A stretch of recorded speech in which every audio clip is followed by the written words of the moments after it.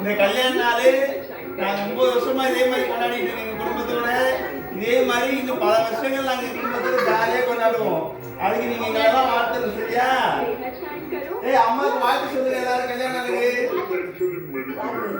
கை கொடுங்க, அம்மா கை கொடுங்க. வாழ்த்துக்கள். நீ சொல்றா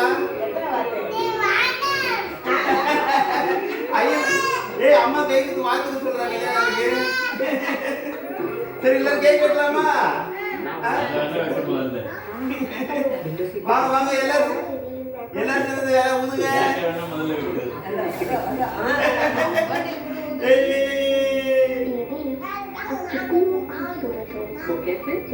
வெட்டலாமா?